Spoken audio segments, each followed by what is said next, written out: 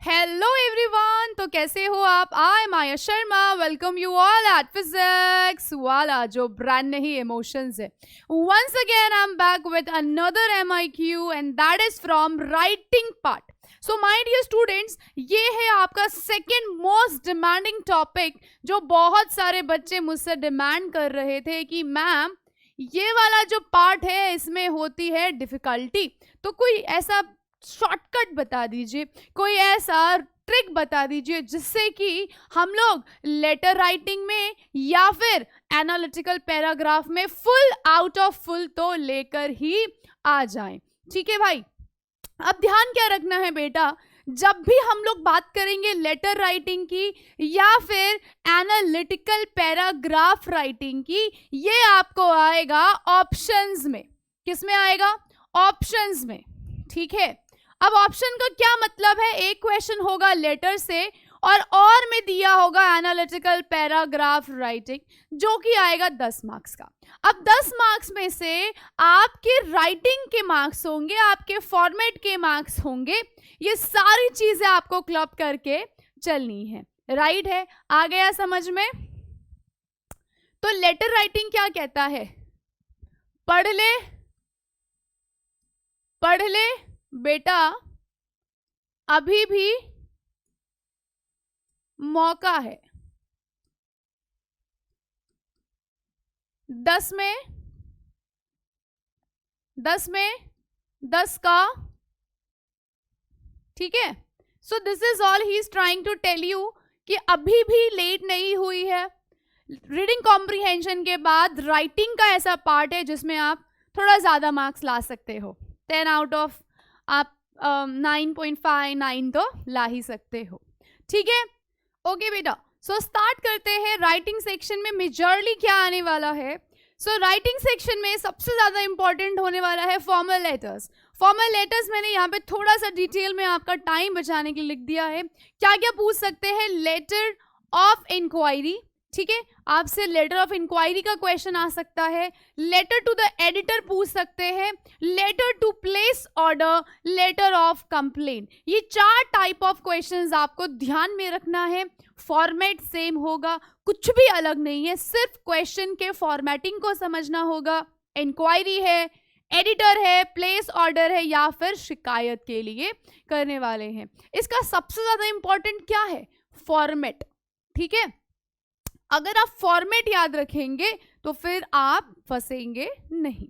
इसके बाद अगर बात कर दी जाए सेकेंड वाले एनालिसिस की, सो दैट इज फ्रॉम कहां से? Analytical paragraph. एनालिटिकल मतलब होता है कोई भी ऐसा detail data, graph, pie chart, flow chart आपके सामने है और आपको उस यूज करके, उस इंस्ट्रक्शंस को, डेटा को, इंफॉर्मेशन को यूज करके आपको पैराग्राफ में एक्सप्लेन करना है।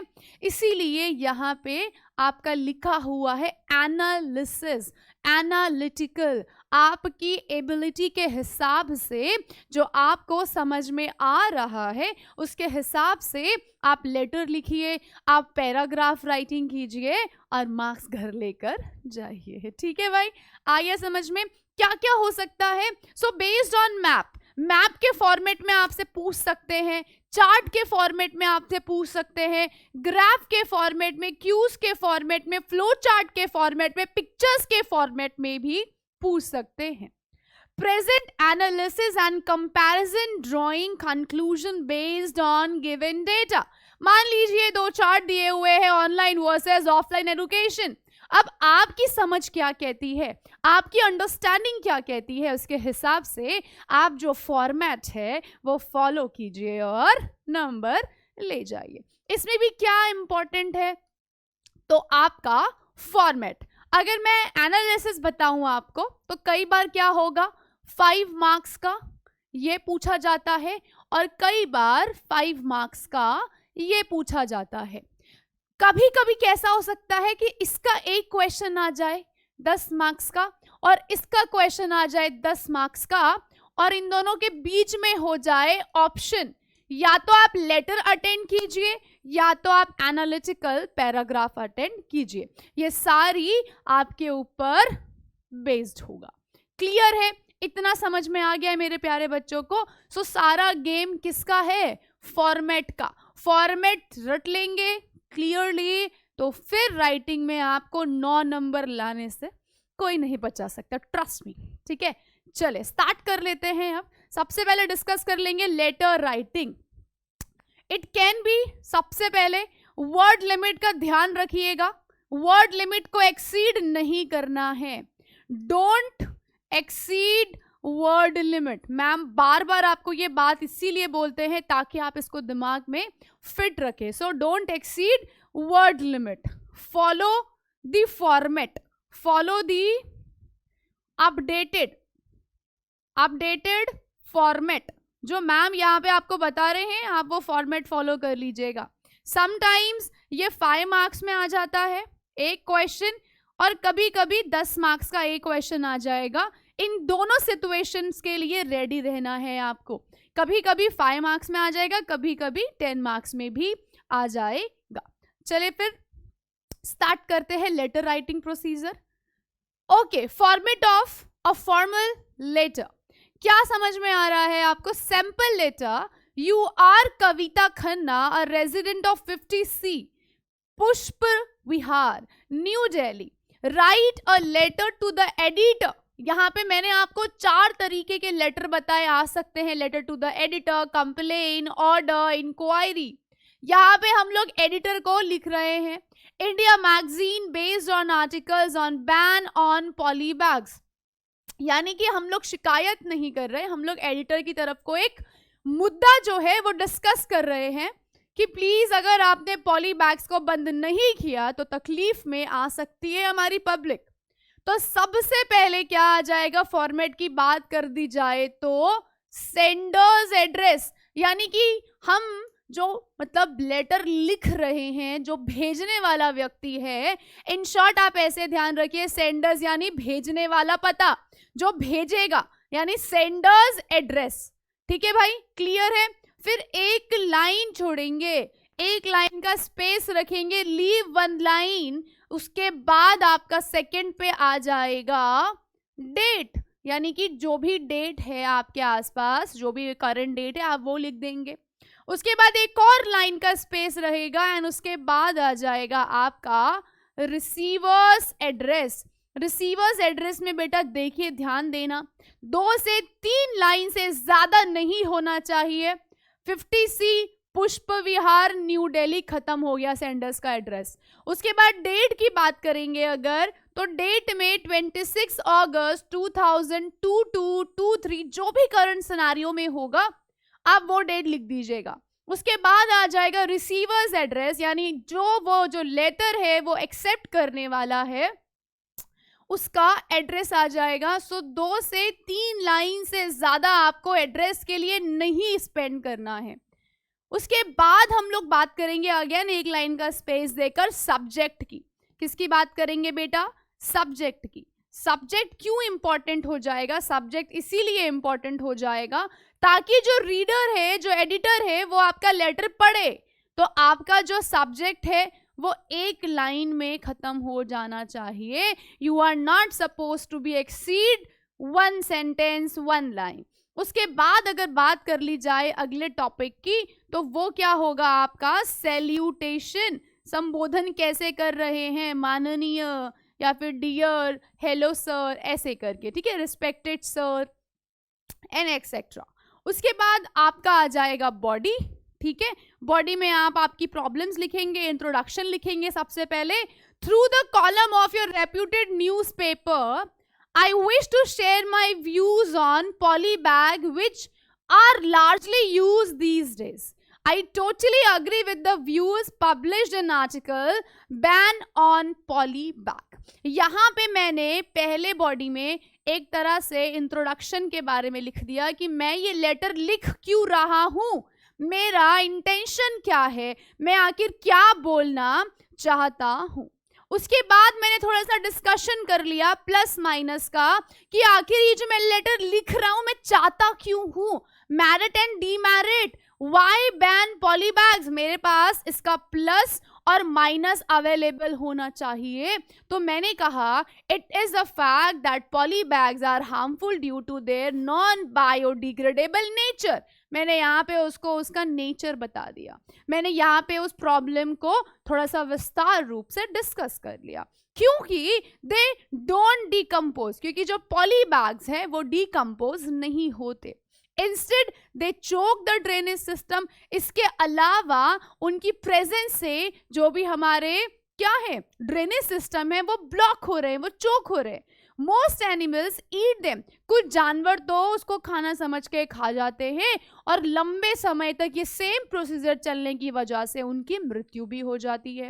इफ दे आर बर्न्ड, अगर हम प्लास्टिक को जलाएंगे तो उसके अंदर जो भी वो गंदी सी स्मेल है वो हमारे एटमॉस्फेयर को पॉल्यूट करेगा, यानी कि गंदा करेगा। तो ये हमने पहले लिख दिया। लेटर लिखा क्यों है, लेटर लिखने का माइनस और प्लस बात लिख दी कि हम इसीलिए चाहते हैं आप पॉली बैग को बंद कीजिए क्योंकि उसकी वजह से ये हो रहा है।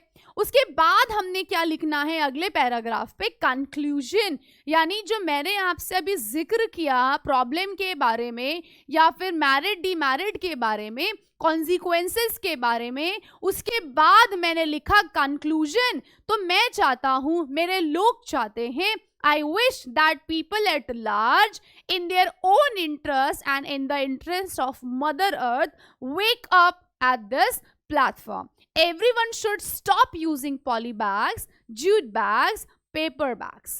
ठीक है? Should take their place. I request you to publish this letter of mine in your newspaper as to make everyone aware about the harm of poly bags. उसके बाद आपका 7 पॉइंट क्या आ जाएगा बेटा, आपका सब्सक्रिप्शन आ जाएगा, यानी कि thank you, your truly, your faithfully, your trustworthy, ऐसे करके 7th में आपका सब्सक्रिप्शन आ जाएगा।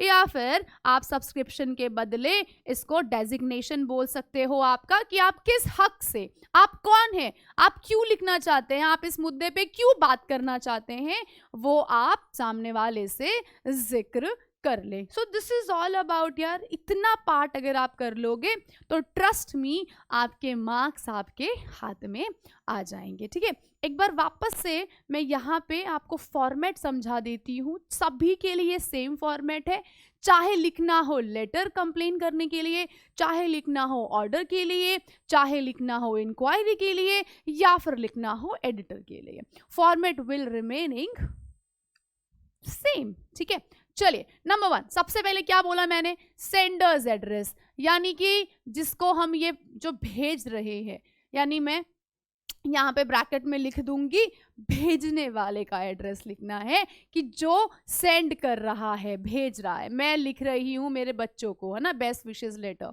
क्योंकि 27 से है पेपर। सो सेंडर्स एड्रेस आ गया आपका, ये हो गया आपका पॉइंट नंबर 1। ठीक है, सबसे पहले लिखना है सेंडर्स एड्रेस, 2 से 3 लाइन से ज्यादा नहीं होना चाहिए, इस बात का ध्यान रहे, इस बात का ध्यान रहे।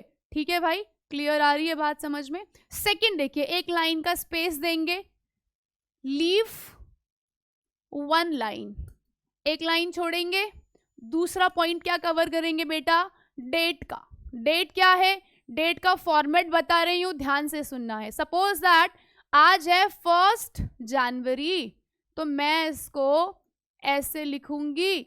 अगर भैया आपने ऐसे लिखा तो ये गलत है, या फिर अगर आपने ऐसे लिखा तो ये भी गलत है। तो सही फॉर्मेट क्या है आपका, वो मैंने आपको यहाँ पे बता दिया है, तो आप भी इसी फॉर्मेट पे लिखेंगे। ठीक है, उसके बाद अगेन लीव 1 लाइन, मैंने फिर से 1 लाइन का स्पेस दिया, और जिसको अब मैं ये लेटर भेज, यानी जो रिसीवर है, जो ये मेरा लेटर रिसीव करेगा, उसको लिख रही हूँ। तो मैंने यहाँ पे लिख दिया रिसीवर्स एड्रेस। इसका भी ध्यान रखना है, 2 से 3 लाइन से ज्यादा नहीं, सिंपल सिंपल 2-3 बस, उसके ज्यादा नहीं। जब एग्जाम्पल गाजियाबाद यूपी खत्म, न्यू दिल्ली इंडिया खत्म, बस इतना, वसंत विहार दिल्ली ओवर। ज्यादा डिटेल में गली नंबर, मकान नंबर, लेन नंबर ये सब नहीं लिखना है, सिर्फ छोटे छोटे लाइंस में आपको वाइंड अप करना है। उसके बाद अगर मैंने फिर से आपको फॉर्मेट की बात बताई, फिर आपको यहाँ पे लीव करना है 1 लाइन। आपको मैं ये सेकेंड टाइम इसलिए बता रही हूँ ताकि आपको अच्छे से समझ में आ जाए। नंबर 1 सेंडर्स एड्रेस, स्पेस छोड़ेंगे, डेट लिखेंगे, स्पेस छोड़ेंगे, रिसीवर्स एड्रेस लिखेंगे, स्पेस छोड़ेंगे, और सबसे महत्वपूर्ण है, क्या है, सब्जेक्ट सिर्फ एक लाइन में ही आए, लंबा चौड़ा नहीं होना चाहिए। चाहिए तो आप इसे अंडरलाइन कर लीजिएगा, ब्लैक पेन से इसको अंडरलाइन कर दोगे तो जो आपका चेकर है, पेपर जो चेक करेगा, वो बहुत ही खुश हो जाएगा, कहेगा वाह अति उत्तम, आनंद आ गया पेपर देखकर, ठीक है। उसके बाद अगेन आप यहाँ पर एक लाइन छोड़ेंगे, लीव 1 लाइन अगेन, एंड फिर उसके बाद 5th पे आएगा आपका सैल्यूटेशन, ठीक है, संबोधन। क्या करेंगे, डियर सर नहीं, रिस्पेक्टेड सर, या फिर रिस्पेक्टेड सर लिखिए, मैडम लिखिए, या फिर ओनली मैम सर लिख दीजिए, इट इज ओके, उसमें भी काम हो जाएगा। सैल्यूटेशन में respected sir slash madam, it's all up to you. अब एक लाइन के बाद लीव, अब उसके नेक्स्ट लाइन से आप यहाँ पे लिखेंगे आपका लेटर यानी बॉडी, जिसमें क्या चीजें कवर होंगी। नंबर 1 होगा इंट्रोडक्शन, यानी आप लेटर लिख क्यों रहे हो, कहना क्या चाहते हो, आप उसका इंट्रोडक्शन लिखोगे। उसके बाद आप लिखोगे मैरिट और डीमैरिट, यानी कि मैं यहाँ पे इसका प्लस पॉइंट और नेगेटिव पॉइंट, यानी कि अगर मैं ये बात आपके सामने कर रहा हूं तो मैं क्यों ये बात कर रहा हूं, और मैं इसकी तारीफ और इसकी नेगेटिव दोनों चीजें लिखूंगा, और लास्ट में मैं उनको अपने हिसाब से कंक्लूजन की बात भी करूंगा। इस वाले पॉइंट को अगर मैं डिलीट कर देती हूं तो मैं यहाँ पे लिख सकती हूँ कॉन्सिक्वेंसेस, यानी कि ये जो मैं लेटर लिख रही हूँ उसका प्लस और माइनस क्या है, वो तीनों पार्ट में आपने कवर कर लिया। अब इसको कवर कर देने के बाद सबसे लास्ट में आप क्या लिखेंगे, सब्सक्रिप्शन, ठीक है। सब्सक्रिप्शन में आप लिख सकते हो थैंकिंग यू, ठीक है भाई, thanking you, thank you, okay, thanking you, या फिर योर ओबीडियंट। तो ये हो जाएगा आपका फॉर्मेट ऑफ लेटर राइटिंग। बताओ किसी को दिक्कत है, हाँ जल्दी बताओ, किसी को दिक्कत है, इजी बिजी है, कोई इश्यूज, कोई प्रॉब्लम। अब थोड़ी सी मार्किंग स्कीम की बात करा लेते हैं यहाँ पे, तो मैं आपको बता देती हूँ जल्दी से। देखिए अगर ये 10 का है, इसके मिलेंगे 1 मार्क, इसके मिलेंगे 1 मार्क, इसके मिलेंगे 1 मार्क, इसके मिलेंगे 1 मार्क, सैल्यूटेशन का मिलेगा 1 मार्क, सब्सक्रिप्शन का मिल जाएगा 1 मार्क। कैलकुलेट करो कितना हुआ, 1 2 3 4 5 एंड 6, एंड देन इस बॉडी का मिल जाएगा 4 मार्क्स। तो ये आपकी हो जाएगी मार्किंग स्कीम। अगर आप ये फॉर्मेट फॉलो करके आएंगे तो आपको आराम से 9.5 9 मार्क्स मिल जाएगा। और अगर यही 5 मार्क्स का है तो आप इसको हाफ कर लीजिए, ये हो जाएगा हाफ का हाफ, हाफ हाफ हाफ, और 2.5 और 2 फॉर दिस। तो ये ऐसे करके आपका हो जाएगा फॉर्मेट। क्लियर है, समझ में आ गया बेटा, क्लियर है। वापस से रिपीट कर रहे हैं, इसको दिमाग में बिठा लो, रट लो। Sender's address, cram it.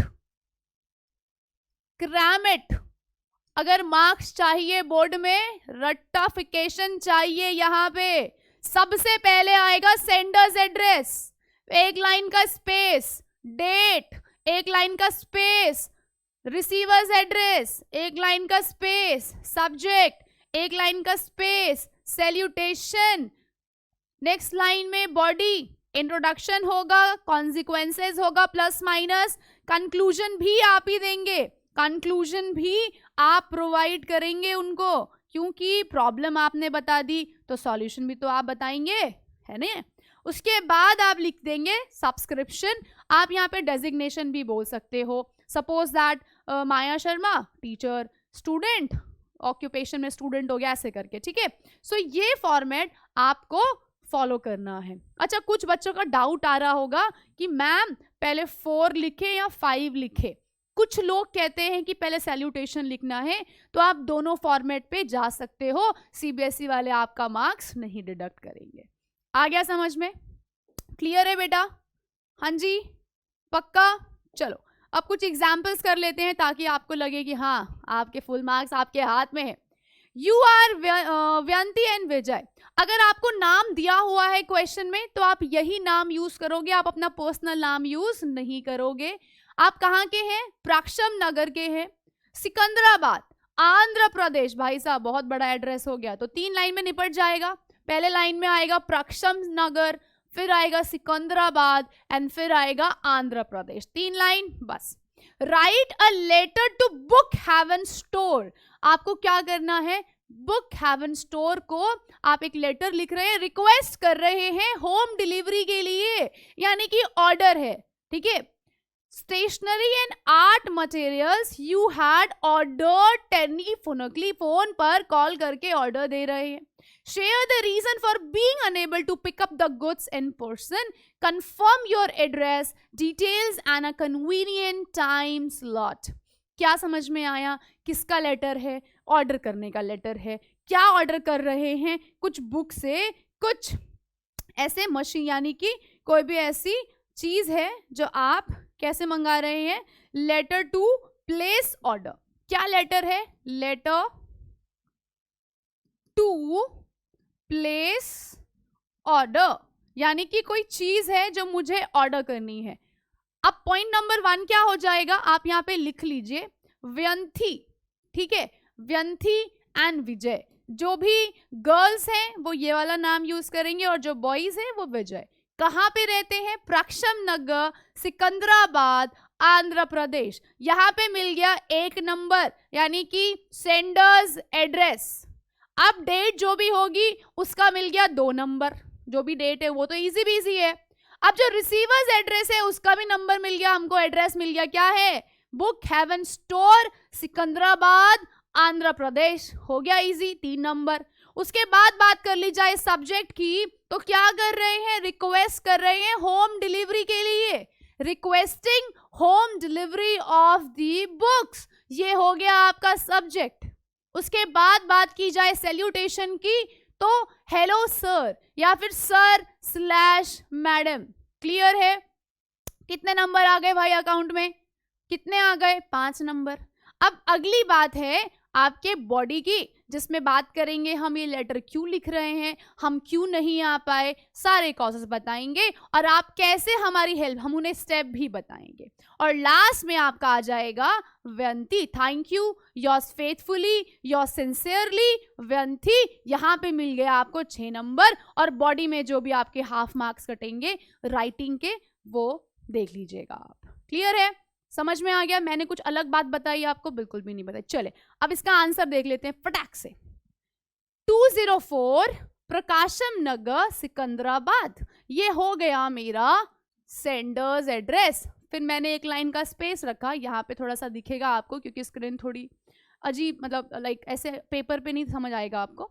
अगला मैंने लिख दिया डेट, फिर मैंने लिख दिया the sales manager, book haven store, Secunderabad, यानी कि 3 नंबर सिक्योर कर लिए। फिर सब्जेक्ट में request for home delivery of books, मैंने ये यहीं से लिया, मैंने ये यहीं से ही लिया, मैंने और कहीं से नहीं लिया। Request to home delivery of the books. Clear है? चलिए आगे देखिए, रिस्पेक्टेड सर या फिर सिर्फ सर, दोनों में काम चल जाएगा, ऐसी कोई प्रॉब्लम नहीं है। अब यहाँ पे दिया हुआ था कि हमारा जो भी डिस्कशन हुआ है वो टेलीफोनिक पे हुआ है। सारा आंसर आपके क्वेश्चन में छुपा हुआ है, बस आपको समझना पड़ेगा। ठीक है बेटा? देखिए, request for home delivery of books. Sir, this is with reference to the order place telephonically on 9th October 2022 by me for some reference books, registers, oil pastels, brushes. I had informed you that I would pick up the goods of order, यानी कि in person. हाँ, placed order in person. यहाँ पे आपने क्या बता दिया? Introduction बता दिया कि आपने ये जो लेटर लिखा उसका क्या इंटेंशन था। उसके बाद burn through this letter. Okay, I request you make arrangements for the home delivery of ordered goods. मतलब पहले ये था कि मेरे यहाँ से कोई जाकर वो ऑर्डर कर लेगा receive, but due to some emergency, due to some problem, due to some कुछ ऐसा शॉर्ट नोटिस की वजह से कुछ ऐसा हुआ कि अब मैं आपसे चाहता हूँ कि वो जो भी चीज़ है वो आप मेरे घर पर आकर डिलीवर कर दे। So bye like but through this letter, ये बट होगा मेरे ख्याल से, but through this letter I request you make arrangements for the home delivery of ordered goods. मैं ये चाहता हूँ कि आप ना जो भी मेरी जो ऑर्डर है, मेरा जो भी प्लेस है, ऑर्डर प्लेस है, वो आप मुझे घर पे अरेंजमेंट करवा दीजिए डिलीवर करने का। क्या हुआ, एक मीटिंग की वजह से an emergency meeting has been called by our organisation and I have to leave for Mumbai. तो मुझे एक हफ्ते के लिए मुंबई निकलना पड़ रहा है आज ही रात को।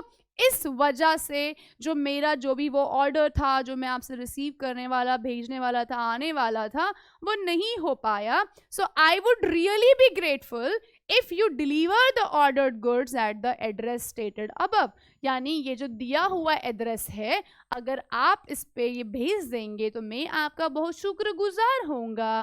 Thank you, your sincerely Vaijayanti. Clear है?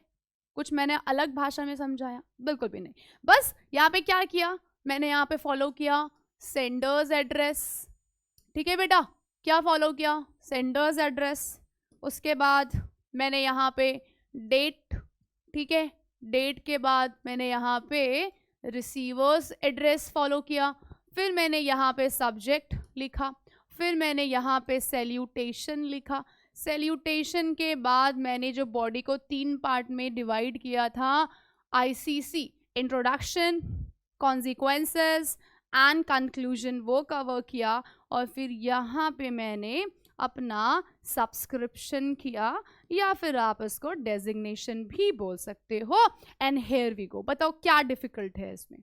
क्या डिफिकल्ट लग रहा है आपको? इजी बिजी है? इजी बिजी है? समझ में आ गया? क्लियर है? सो यहाँ पे उसने अपनी जो भी बात थी, कॉन्सिक्वेंसेस, वो बता दिए। क्लियर है? उसने अपनी जो भी इश्यूज थे वो डिस्कस कर लिए। आ जाएगा, हो जाएगा। चलिए एक और एग्जाम्पल देख लेते हैं। You are Kapil and Komal living at C424 sector 18 green park new Delhi. बहुत लंबा है एड्रेस, तो थोड़ा सा हम लोग शॉर्ट कर लेंगे। You bought a washing machine from Balaji electrical private limited, Lajpat Nagar new Delhi. यहाँ पे 2 मार्क्स आ गए। ये रहा डेजिग्नेशन का नाम, ये आपका सेंडर्स एड्रेस, ये आपका सेंडर्स एड्रेस है। यहाँ पे आपको मिल गया रिसीवर्स एड्रेस। इट स्टेटेड, यानी it started giving trouble with in a few days. Right a complaint letter. अब ये एक तरह का कंप्लेंट लेटर है। किस तरह का लेटर है बेटा? कंप्लेंट लेटर है। आप शिकायत कर रहे हैं कि तुमने हमको टूटी फूटी खराब चीज दे दी। Do not exceed word limit 100 to 120 to the sales manager seeking immediate repair और replacement. Invent the details of defect. Invent the details of defect. यहाँ पे आपको अपनी भूमिका बनानी पड़ेगी। तो नंबर 1 आपको समझ में आ गया है, कंप्लेंट लेटर है। Format should be same, senders address, date, receivers address, subject, salutation, body, subscription and given name. बस इजी बिजी। ठीक है, यहीं से सारे मार्क्स मिल जाएंगे। नंबर 1 सेंडर्स एड्रेस दिया हुआ है C42 sector 18 green park new Delhi. Line का स्पेस रखिए, डेट लिखिए, लाइन का स्पेस रखिए, receiver's address Balaji electrical private limited, Lajpat Nagar new Delhi. Then space, subject. क्या करना है? कंप्लेन करना है। किस चीज का? जो आपने कोई चीज ऑर्डर की उसकी या तो इमीडिएट आप क्या कर दीजिए, रिपेयर कर दीजिए, या तो रिप्लेसमेंट कर दीजिए। यहाँ से मिल गया। उसके बाद बात कर लेंगे सर की। सर यानी कि आप उसमें या फिर रिस्पेक्टेड सर बोल सकते हो, सिंपल सर लिख सकते हो। क्लियर है? इतना समझ में आ गया है? चलिए देख लेते हैं। C424 sector 18 green park new Delhi. ये हो गया हमारा सेंडर्स एड्रेस, ये हो गया हमारा डेट, ये हो गया हमारा रिसीवर्स एड्रेस। क्लियर है? ये सारा मिला आपको कहाँ पे, कहाँ पे क्वेश्चन में, कंप्लेन अबाउट डिफेक्टिव, ठीक है, वॉशिंग मशीन। सैल्यूटेशन मिल गया सर। अब through this letter of mine, इस लेटर के जरिए I wish I inform you that, ठीक है, I inform you that I had purchase an LG washing machine. मतलब मैं आपको इस लेटर के जरिए बताना चाहता हूं कि कुछ दिनों पहले ही मैंने आपकी दुकान से एक वॉशिंग मशीन परचेज की थी। I had purchase an LG washing machine from your outlet on this this this this this. आपने कोई भी random receipt number voice memo डाल दिया with it. It's been just 3 to 4 days, अभी उसको सिर्फ 3-4 दिन ही हुए थे और अब वो मुझे प्रॉब्लम दे रहा है। It has started giving trouble, it makes a loud noise and stops on the own all of a sudden, और अपने आप ही बंद हो जाता है चलते चलते। The machine does not wash clothes properly, even though आपकी जो वॉशिंग मशीन है वो ढंग से काम भी नहीं कर रही है। So I am sure if has some manufacturing defect. So मेरे को बिल्कुल डेड श्योर हूँ, I am pretty sure, I am dead sure कि आपकी मशीन में कुछ ऐसा खराबी है या कुछ डिफेक्ट है जिसकी वजह से ये सब हो रहा है। ठीक है, आई हैव बीन यू, वो क्या कह रहा है कि मैं आपका बहुत लंबे टाइम से कस्टमर हूँ, रेगुलर कस्टमर हूँ। I have been your regular customer and purchase articles in good faith. मतलब मैं बहुत लंबे समय से आपकी दुकान से ही शॉपिंग कर रहा हूँ और मैं आपकी जो प्रोडक्ट्स है उस पर एक तरह से बिलीव करता था कि सारी चीज़ें अच्छी होंगी। सो आई होप इस वाले मैटर पे भी आप मेरी हेल्प कर पाएँ। I will be thankful if the matter is attended to at the earliest, यानी कि मुझे बहुत खुशी होगी अगर आप मुझे इस चीज़ का इमीडिएट सॉल्यूशन देंगे बिना वेट कराए, बिना टाइम गवाए। और यहाँ पे आपने आपका सब्सक्रिप्शन लिख देना है। अब आप देख रहे हो बेटा यहाँ पे कुछ भी डिफ़िकल्ट नहीं लग रहा है, सिर्फ आपने थोड़ा सा यहाँ पे इंट्रोडक्शन देना है, थोड़ा सा यहाँ पे कंक्लूजन देना है, थोड़ा सा यहाँ पे कॉन्सिक्वेंसेस देने हैं। ऐसे कॉन्सिक्वेंसेस देकर आपको जो भी प्रॉब्लम्स हैं वो आपको मिल जाएंगी। ठीक है, यहाँ पे कॉन्सिक्वेंसेस बताने हैं, यहाँ पे कंक्लूजन देना है और ऐसे आपका काम हो जाएगा। क्लियर है? मैंने कुछ भी अलग नहीं किया, सिर्फ फॉर्मेट फॉलो किया और यहाँ पे मुझे मेरा आंसर मिल गया। रही बात सेंटेंस फॉर्मेशन की, तो पहले छोटे छोटे सेंटेंसेस फ्रेम कीजिए, क्या पॉसिबिलिटी हो सकती है आप वैसे सोचिए, फिर उसको आप एक बार फ्रेम कर कर देखिए एंड आपको फिर यहाँ से सारी चीज़ें आराम से मिल जाएंगी। क्लियर है? चले देखिए, सबसे पहले मैंने यहाँ पे क्या लिख दिया था, सेंडर्स एड्रेस, फिर मैंने यहाँ पे क्या लिखा, डेट। ध्यान रहेगा, स्पेस रहेगा इनके बीच में, ये रिसीवर्स एड्रेस, ये सब्जेक्ट, ये अपना सैल्यूटेशन, ये अपना सैल्यूटेशन, ठीक है, ये अपना सैल्यूटेशन, ये अपना बॉडी आ गया लेटर का, ठीक है, 3 पार्ट्स में 2 पैराग्राफ में, और ये अपना सब्सक्रिप्शन आ गया। ऐसे करके आप बड़े ही आसानी से इसको रिजॉल्व कर सकते हैं। क्लियर है? समझ में आ रहा है बेटा? हाँ, क्लियर है? Okay, is it okay? Clear है कि नहीं? ठीक है, इट्स बीन ओके। आगे देखते हैं। Third, you are Vipul Apurva living at D42 island avenue Ernakulam. कहाँ रहता है? एर्नाकुलम में। ठीक है जी, कहाँ पे रहता है? एर्नाकुलम में। अब सेंडर्स एड्रेस मिल गया, रिसीवर्स एड्रेस मिल गया, सब्जेक्ट मिल गया, सब्सक्रिप्शन मिल गया, सब तो मिल गया, सब्जेक्ट भी मिल गया। You are Vipul Apurva living at D424 island avenue Ernakulam. You have been, क्या लिखा है, यू हैव सीन, मतलब you have seen advertisement about a diploma. अब आप यहाँ पे इंक्वायरी कर रहे हो, आप यहाँ पे उससे पूछताछ कर रहे हैं, आप उससे पूछताछ कर रहे हैं, इंक्वायरी है। By Maxwell institute of language, fort road, Kochi, write a letter in 100 to 20 words. to the advertiser seeking all the relevant information like admission procedure, fee structure, duration of course, timing, transportation. यानी कि आपके उस concern में ये सारी चीजें cover होनी चाहिए. सो नंबर 1, सेंडर्स एड्रेस ढूंढ लिया, डेट मिल गई, रिसीवर्स एड्रेस मिल गया, ये रहा ना फ्रेंच लैंग्वेज सून, ये वाला, ये फोर्ट, ये रहा, ठीक है. Maxwell institute of languages, fort road, Kochi, ये आपका हो गया रिसीवर्स एड्रेस.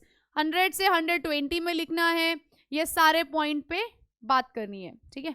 चलिए देखिए, D42 आइलैंड एवेन्यू एर्नाकुलम, यानी कि ये आपका हो गया सेंडर्स एड्रेस, ये आपको क्वेश्चन से ही मिला. फिर आपकी डेट आ जाएगी, जो भी करंट डेट होगी. फिर यहाँ पे आपको मिल गया रिसीवर्स एड्रेस, जिसको आप लेटर लिखने जा रहे हैं, the central head Maxwell institute of languages, fort road, Kochi.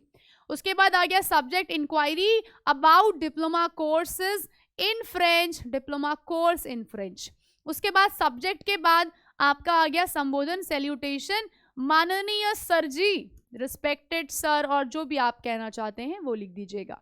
अब यहाँ पे बात कर रहा है, आपने यहाँ पे एडवर्टाइजमेंट देखा था, यू हैव सीन एडवर्टाइजमेंट, यानी आपके पास एक लॉजिक आया कि आप जो शुरुआत करेंगे with reference to your advertisement, यानी जब मैंने आपका प्रचार देखा, आपका एड देखा था 24 मई वाले दिन पे, I had come to know that you are providing diploma courses in various, यानी कि ये अपना हो गया इंट्रोडक्शन लेटर लिखना क्यों चाहते हो, इसलिए कि मैंने 24 मई को कहीं पे आपका एड देखा था, जिससे मुझे पता चला आपका जो इंस्टीट्यूट है वो बहुत अलग अलग लैंग्वेजेस में डिप्लोमा कोर्सेज देता है. अब वो कह रहा है कि मैं भी ज्वाइन करना चाहता हूँ, I would like to join for the same in French language. अब यहाँ पे वो क्या बात कर रहा है, कॉन्सिक्वेंसेस का, ठीक है बेटा, plus minus. I am waiting for class 10th result, मैं 10वीं परीक्षा का जो है रिजल्ट का वेट कर रहा हूँ, और मैं 2-3 महीने फ्री हूँ. So I am free for next 2 months. Kindly let me know the admission procedure. ये कहीं बाहर से नहीं आया, सब यहाँ से लिया हुआ है. To the advertiser seeking all the relevant information, admission procedure, fee structure, duration of course, timing of class, transport facility, और यहाँ पे वो सारी बातें सेम मैंने यहाँ पे ऐड कर ली, मैंने कुछ नया नहीं किया. इसका क्या मतलब हुआ, मैम ये समझाना चाह रहे हैं कि क्वेश्चन में ही आपका आंसर छुपा होगा, बस आपको समझना है. क्लियर है. आप ज्यादा लंबी लंबी बातें करोगे तो गलती ज्यादा करोगे. शॉर्ट एंड क्रिस्प रखो, टू द पॉइंट बात करो, बहुत ही क्लियरली रखो. हम गप्पे नहीं मार रहे, फॉर्मल लेटर है ना, तो बस इसीलिए टू द पॉइंट बात करो, टू कट बात करनी है बस, ठीक है. अब लिखा late me know the admission procedure, fee structure, duration of course and timing for the same.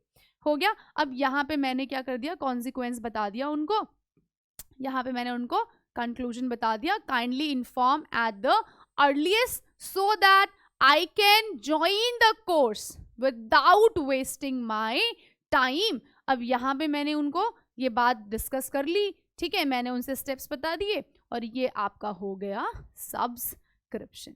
आप बताओ क्या डिफिकल्ट है लेटर लिखने में, जल्दी से बता दो. अभी हमने इतने सारा डिफिकल्ट सारी चीज़ें डिस्कस कर ली, कुछ लगा डिफिकल्ट आपको, जल्दी बोलो. देखो ये वाला डेट, अब हम ना इतना सारा एग्जाम्पल कर लेंगे कि आपको ये सब दिमाग में छप ही जाएगा.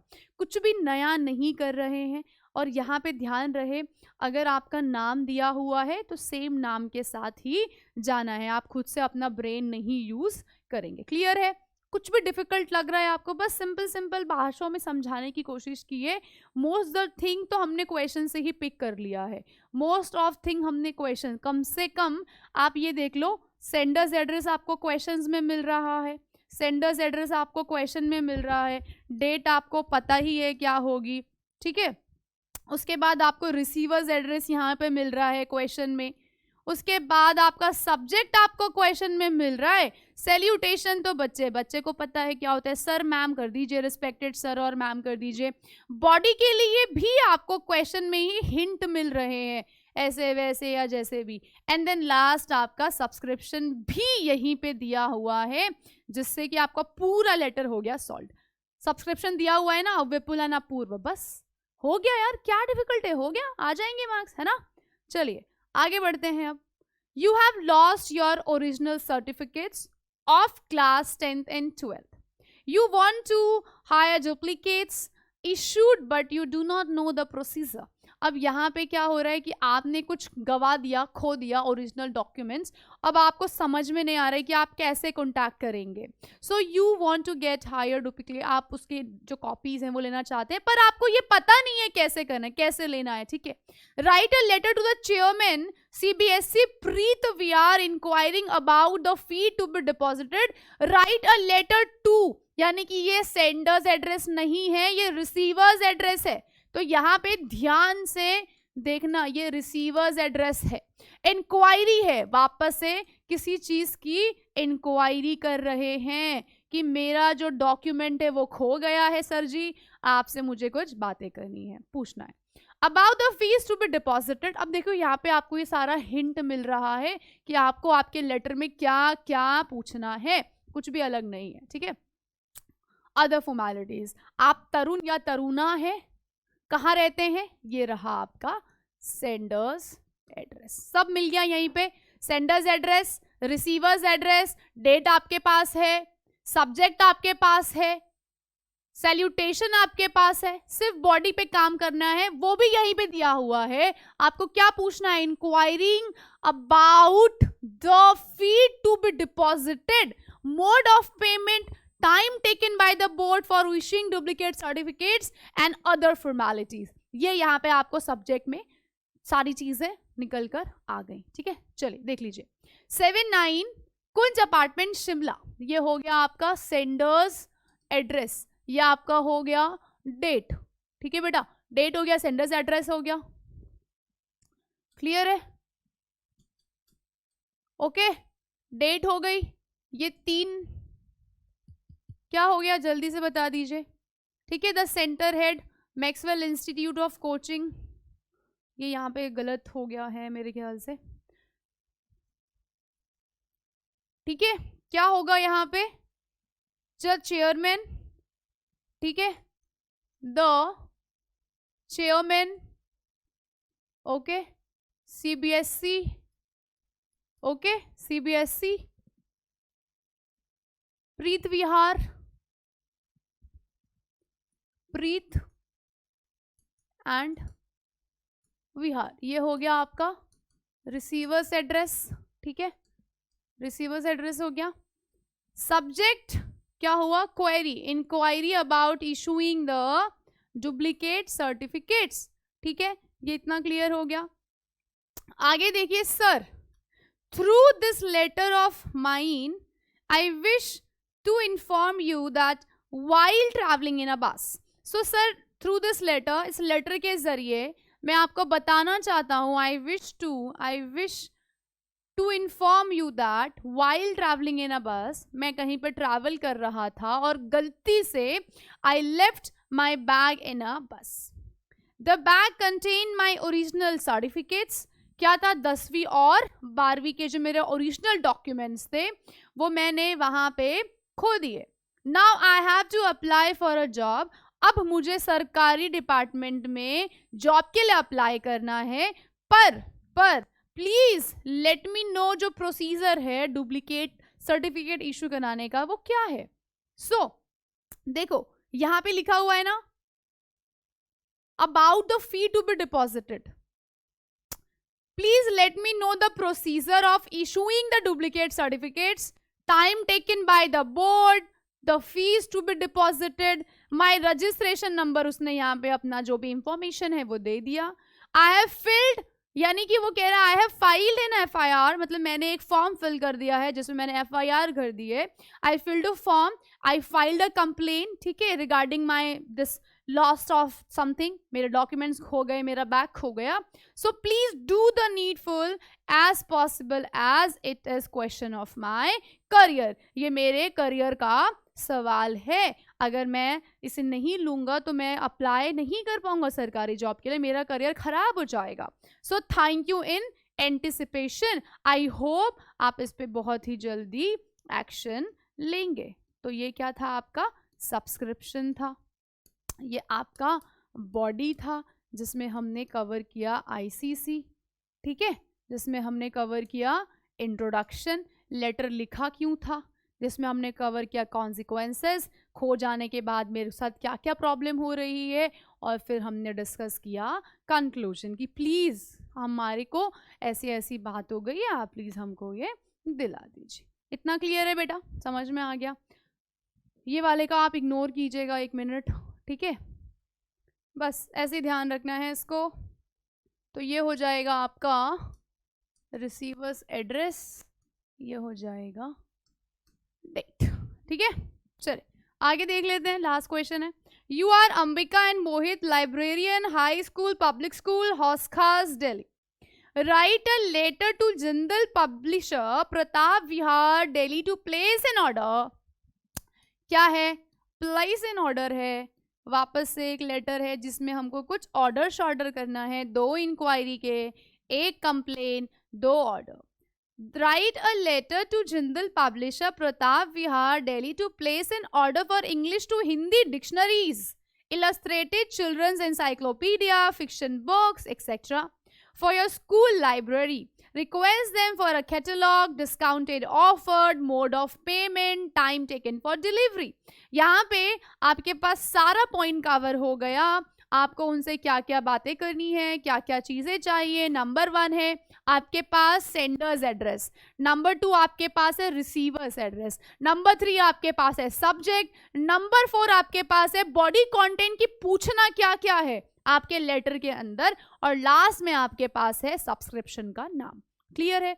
चलिए देखिए, high scope school, Hauz Khas, Delhi, तो ये हो गया आपका सेंडर्स एड्रेस, ये आपका आ जाएगा डेट, ठीक है बेटा। डेट के बाद ये 2-3 लाइन में आपका आ जाएगा रिसीवर्स एड्रेस। यहाँ पे आ गया ऑर्डर फॉर बुक्स, यानी सब्जेक्ट भी मैंने क्वेश्चन से ही ढूंढा, और ये आपका आ गया सैल्यूटेशन, जहाँ पे आप उसको कह रहे हैं प्रिय सर, ठीक है, क्या कह रहे हैं बेटा? प्रिय सर, ठीक है जी, ओके। उसके बाद ये हो गया introduction. We want to purchase the following books for our library. तो ये इंट्रोडक्शन हो गया, उसने कहा कि मुझे ऑक्सफोर्ड इंग्लिश टू हिंदी इतनी चाहिए, इलस्ट्रेटेड चिल्ड्रन इंसाइक्लोपीडिया 10 कॉपीज चाहिए, शॉर्ट फिक्शन स्टोरीज मुझे टॉबी की 10 कॉपीज चाहिए। ये आ गया, उसने प्रॉब्लम बता दी कि हाँ मुझे ये सारी चीज़ें चाहिए। ये आप अपना यूज योर ओन नेम्स, आप यहाँ पे खुद का भी नाम यूज कर सकते हैं, लाइक अपनी खुद की कोई बुक्स का भी नाम यूज कर सकते हैं। क्लियर है? आ गया समझ में? ठीक है, चलिए आगे देखिए। Please let us know when you will be able to supply the books. Please आप हमें बताइए कि आप हमारी ये जो बुक का सप्लाई है वो कब तक कर सकते हैं। The normal discount offered to be educational institution, the normal discount offered to be educational institutions and mode of payment। वो कह रहे हैं कि आप जो हम लोग का एजुकेशन इंस्टीट्यूशन है, आप इसके लिए कोई भी ऐसा ऑफर शॉफर है तो प्लीज बताइएगा। मोड ऑफ पेमेंट क्या होगी? ऑनलाइन, जी पे, फोन पे, क्या होगा? UPI. Also please send us the catalogue. आप प्लीज हमसे, आपसे वादा निवेदन है कि आप हमको कैटलॉग भी भेज दीजिएगा जो भी है। Of books available with you, आपके पास जितनी भी तरीके की बुक्स अवेलेबल है आप उसके रिगार्डिंग हमको कैटलॉग भेज दीजिएगा, so that we can place more orders accordingly, ताकि फ्यूचर रेफरेंस के लिए हम ज़्यादा से ज़्यादा बुक्स भी ऑर्डर कर सकें। क्लियर है? Thanking you. और ये आ गया आपका सब्सक्रिप्शन। क्लियर है? अब मैम ने आपको 5 एग्जाम्पल्स बता दिए यहाँ पे। अब मुझे लगता है इसके बाद जो लेटर का कॉन्सेप्ट है वो आपको चमक गया होगा। अगर फ्लिकर किया तो आप चार्ट में फ्लिकर करा बोल सकते हो। ये क्लियर है? आप इसको एक अलग ढंग से भी लिख सकते हो कि I am Ambika from this school would like to know about these catalogs, है ना? आप ऐसे भी बोल सकते हो। आप इसको अपनी लैंग्वेज में भी मॉडिफाई कर सकते हो बेटा। ऐसा कोई वो नहीं है कि जो मैम ने लिखवा दिया है वही है, या फिर जो मैम ने बोल दिया आप वही फॉलो करेंगे, तो ऐसा नहीं है। और देखो 1 2 3 4 5 6 एंड 7 एंड आपका लेटर हो गया ओवर। क्लियर है? आ गया समझ में? किया फ्लिकर, चमका क्या? समझ में आया क्या मेरे बच्चों को? आया समझ में क्या? हाँ जी बता दीजिए, समझा? फ्लिकर किया?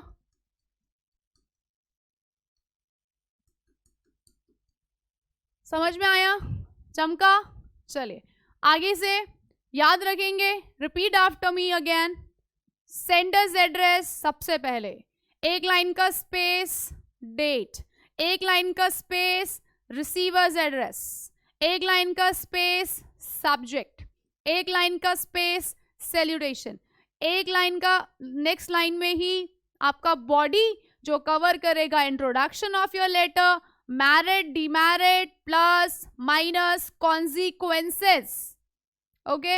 एंड देन उसी में आपका सेकेंड पैराग्राफ जो आ जाएगा उसमें होगा कंक्लूजन कि आपके हिसाब से ये प्रॉब्लम कैसे रिजॉल्व होए, वो आप लिखेंगे। एंड लास्ट में आप लिखेंगे सब्सक्रिप्शन। 7 पॉइंट याद रखने हैं, 7 पॉइंट याद रखोगे और मार्क्स यूं मिल जाएगा।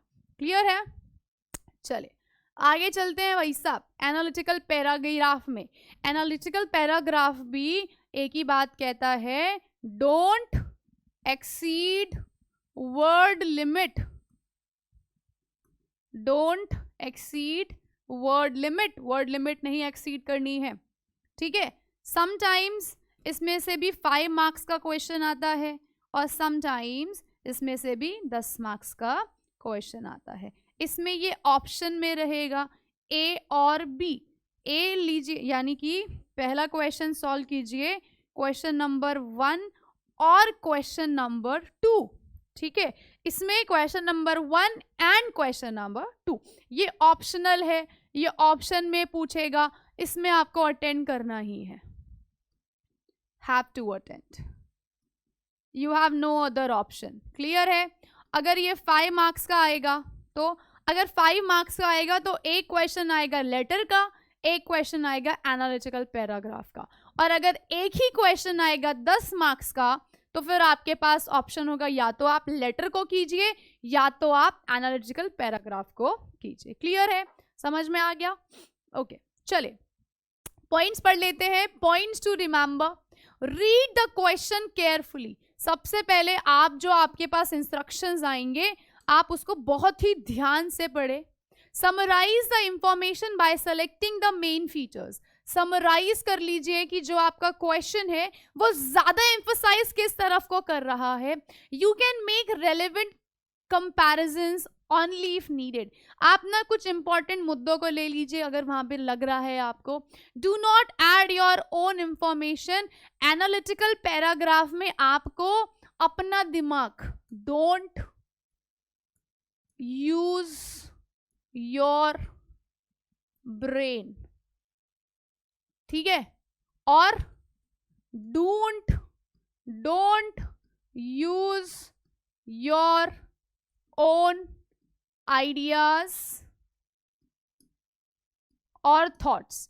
आप अपना दिमाग नहीं लगाएंगे, आप अपना ब्रेन यूज नहीं करोगे। क्लियर है? जो भी क्वेश्चन में पूछा जाएगा उसके हिसाब से आंसर कर आओगे। क्लियर है? चले, अवॉइड रेपिटिशन। बार बार एक ही बात को घोल मिलाकर नहीं लिखना है, जस्ट बी स्पेसिफिक, आप क्या समझा रहे हो, ठीक है। ये बहुत इंपॉर्टेंट है बेटा, इसमें बहुत मार्क्स कटेंगे, इसमें लिखना बहुत ज्यादा पड़ेगा। ग्रामेटिकल एरर से बचे। ग्रामेटिकल कहाँ पे लिखूं, कौन से पेन से लिखूं, रुकिए यहीं पे लिख देती हूँ। Be clear about grammar portion, ठीक है। यहां पे ग्रामर की कोई भी गलती ना हो जाए, और अवॉइड ग्रामेटिकल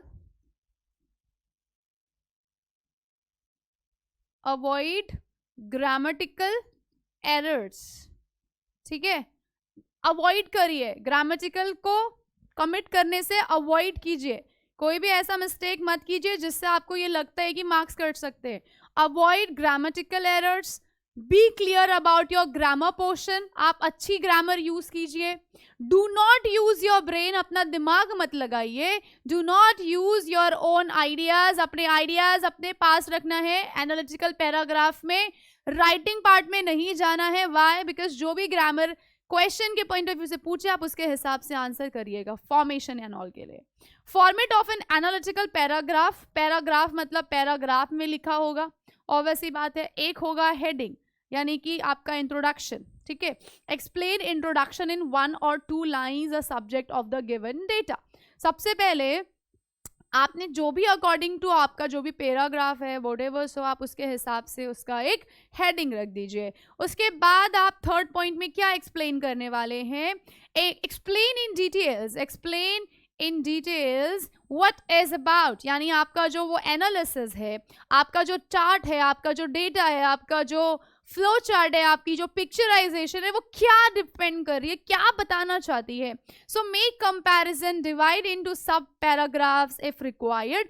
आप 2 छोटे छोटे पार्ट्स में उसको डिवाइड कर लीजिए, और लास्ट में आप सम अप करेंगे आपके कंक्लूजन से. Conclude the paragraph giving the overall view और summary of given data, of given data. I think इतना आपको क्लियर है. सबसे पहले आएगी हेडिंग, फिर आएगा इंट्रोडक्शन, फिर आएगा आपका बॉडी, फिर आएगा आपका कंक्लूजन. यही पैटर्न चलने वाला है एनालिटिकल के लिए. मैंने यहाँ पे आपको सारे की पॉइंट्स बता दिए हैं. आपकी ग्रामर, आपका सेंटेंस फॉर्मेशन बहुत स्ट्रांग होना चाहिए. आपका sentence formation should be strong, formation should be strong. तो अगर आपके पास ऑप्शन है 2 चीजों में, लेटर को सॉल्व करें या फिर अगर लेटर को सॉल्व करें या फिर एनालिटिकल को, तो मैं आपको पर्सनली सजेस्ट करूंगी आप लेटर पे जाइएगा, क्योंकि लेटर का फॉर्मेट पे भी मार्क्स है, लेटर का फॉर्मेट पे भी मार्क्स मिलेगा. क्लियर है? चले, समझ आ गया है? चले एक बार वापस से मैं आपको यहाँ पे बता देती हूँ. एनालिटिकल पैराग्राफ, ठीक है, ओके. पॉइंट नंबर 1 क्या है? हेडिंग है. क्या है बेटा? हेडिंग है. टॉपिक क्या है? हेडिंग. नंबर 2 क्या है? इंट्रोडक्शन. क्या लिखना चाहते हो, क्यों लिखना चाहते हो, क्या है इंटेंशन. ठीक है, नंबर 2 ये है. नंबर 3 क्या पॉइंट है? बॉडी, जिसमें क्या लिखेंगे बॉडी के अंदर? डिसएडवांटेजेस या फिर जो भी प्लस माइनस पॉइंट्स हैं. मैं इसको ऐसे ही मान के चलती हूँ, या तो प्लस पॉइंट होगा उसका या कोई नेगेटिव पॉइंट होगा उसका. प्लस या फिर minus, negative and positive. And the last point जो होगा आपका वो किसका होगा? जल्दी से बता दो. लास्ट पॉइंट क्या होगा आपका? सम अप होगा. सम अप यानी कि खत्म, यानी कि जब हम लोग किसी चीज का एंड अप करेंगे तो कंक्लूजन क्या होगा? Sum up. नंबर 1 हेडिंग हो गया, नंबर 1 हेडिंग हो गया. ठीक है, number 1 heading. Number 2 introduction, about topic, about paragraph क्या है उसमें. Number oops it's wrong, it's 3. Body के अंदर प्लस एंड माइनस वाली बातें करेंगे. एंड लास्ट में क्या हो जाएगा आपके पास? कंक्लूजन, यानी कि सॉल्यूशन स्टेप जो आप उनको देंगे. ठीक है, स्टेप्स या फिर सॉल्यूशंस. ठीक है, जो भी वहां पे दिया होगा उसी पैराग्राफ में दिया होगा, आपको खुद से कुछ भी यूज नहीं करना है. तो ये हो जाएगा आपका फॉर्मेट. ठीक है, क्लियर है? मेरा ये पर्सनल आपको फीडबैक रहेगा. अगर आपके पास ऑप्शन है लेटर और एनालिटिकल में, तो आप अवॉइड कीजिएगा एनालिटिकल को अटेम्प्ट करने और आप ट्राई कीजिएगा लेटर को अटेम्प्ट करने, क्योंकि लेटर में ज़्यादा मार्क्स आने की पॉसिबिलिटी है कंपेयर टू एनालिटिकल, क्योंकि इसमें आप ज़्यादा लिखेंगे, आपकी ग्रामर मिस्टेक हो सकती है, आपकी राइटिंग थोड़ी गंदी हो सकती है, तो राइटिंग का भी ध्यान रखना है. चलिए करें क्वेश्चंस. अब ये आ गया आपके पास. ठीक है, A survey was conducted in a town where the views of people were collected on cigarette smoking. ठीक है, cigarette smoking. A survey was conducted in a town, यानी कि कहीं पे सर्वे किया टाउन में, where the views of people were collected on cigarette smoking, फूफू करने का हमने एक ओवरव्यू क्या लिया, सर्वे किया और लोगों का ओपिनियन जाना. Giving below is a pie chart, ये आपका चार्ट फॉर्मेट पे है, पाई चार्ट फॉर्मेट पे है, इसको बहुत डिटेलिंग में एनालाइज करना है. एनालाइज इट जितना कर सकते हैं. Write a paragraph in about 100 to 120 words interpreting the data. इस गिवन डेटा को पैराग्राफ में कन्वर्ट करना है बस. 100 to 20, do not exceed word limit, marks cut जाएंगे बोर्ड्स में. No restriction, all public places should be banned at shopping malls, blanket ban. ठीक है, 30%, 20%, 5%, 45%, ये पूरा रेशियो आ गया है आपके पास. ठीक है, क्लियर है. So if I am talking about, आपको क्या समझ में आ रहा है, जो नो रिस्ट्रिक्शन है वो इतना प्रतिशत है, ऑल पब्लिक प्लेसेस है वो 20% है, should be banned at shopping malls 30, and last वाला जो मुझे दिख रहा है वो है ब्लैंकेट बैन, यानी कि कंप्लीटली हमको इसको क्या करना चाहिए, बंद कर देना चाहिए. अब आगे चलें, इंफॉर्मेशन कलेक्ट कर ली आपने, सब समझ में आ गया किसके बारे में बात हो रही है. सिगरेट स्मोकिंग के ऊपर ओपिनियन मांगा गया है लोगों का, तो लोगों ने ये ओपिनियन शेयर किया हुआ है, वैरी करता है. अब आगे चलते हैं. सबसे पहले हमने क्या ढूंढ लेना है, इसका हेडिंग ढूंढ लेना है जो हमको मिल गया था प्रश्न के साथ. ये रहा सिगरेट स्मोकिंग, ये मेरा है हेडिंग, मैंने नाम दे दिया. अब मैंने पाई चार्ट को एनालाइज किया, प्रतिशत देख लिए, इनके रिव्यूज देख लिए, सब मैंने दिमाग में सेट कर लिया. अब मैंने लिखना चालू किया. सबसे पहला पार्ट आएगा मेरा इंट्रोडक्शन का, उसमें आपको 1 नंबर मिल गए. सिगरेट स्मोकिंग में you will get 1 marks. The above pie chart, यानी कि ये दिखाया हुआ जो पाई चार्ट है, the result of the views of people where a survey was conducted whether smoking should be banned और नॉट. क्लियर है, यानी कि जो स्मोकिंग है उसको बंद कर देना चाहिए या फिर नहीं करना चाहिए, उसके ऊपर ये सारी जो टिप्पणी है वो करेंगे. अब नंबर 1 क्या बोले, there were only a few people, around 5%, who were of the view that no restriction should be imposed on cigarette smoking, almost 1. यानी कि यहाँ पे अब बात हो रही है, सबसे पहले हमने 2 पार्ट में इंट्रोडक्शन कर लिया. ठीक है, इंट्रोडक्शन हो गया बेटा यहाँ तक, बैंड और नॉट तक. फिर उसके बाद हमने बात की है, किसकी, बॉडी की, कि प्लस है माइनस है, अच्छा है बुरा है अच्छा है. बहुत ही कम प्रतिशत लोग हैं, सिर्फ 5%, यानी 5% लोग कह रहे नो रिस्ट्रिक्शन, यानी अलाउ, यानी एकदम खुले में ओपनली स्मोकिंग वगैरह करने देना चाहिए. There were only a few people, that is 5%, who were of the view that no restriction should be impose on cigarette smoking, almost 1/5. इतना क्लियर है. 20 ऑफ द पीपल ओपिन, यानी उनका ओपिनियन है that it should be banned at all public places so that passive smoking can be taken care of. ठीक है, देखिए कितना percent यहाँ पे देखिए, 30, 25 और 45, यहीं से हम लोग बात कर रहे हैं, इसी पैरामीटर पे बात कर रहे हैं. 20% ऑफ द पीपल, क्या है 20%, all public places should be banned at shopping, या फिर ऑल पब्लिक प्लेसेस, तो ये सेकंड वाला था, पब्लिक प्लेसेस पे बंद हो जानी चाहिए. As many as 30% people were of the view that cigarette smoking should be banned but only at shopping mall और बिग स्टोर्स. मतलब कह रहे हैं कि बैन होना चाहिए कहाँ पे, शॉपिंग मॉल पे और बड़े बड़े स्टोर्स पे, उनका ये ओपिनियन है. But there were another 45%, there were another 45% of opinion, that is majority of the people showed an interest in imposing blanket ban on cigarette. All is why? Because as all is hazardous to health. उनको लगता है पूरी तरीके से ban कर देना चाहिए, completely कहीं नहीं मिलना चाहिए सिगरेट, ये स्मोकिंग एंड ऑल, क्योंकि ये सभी ओवरऑल हमारी हेल्थ के लिए खतरनाक हो सकता है.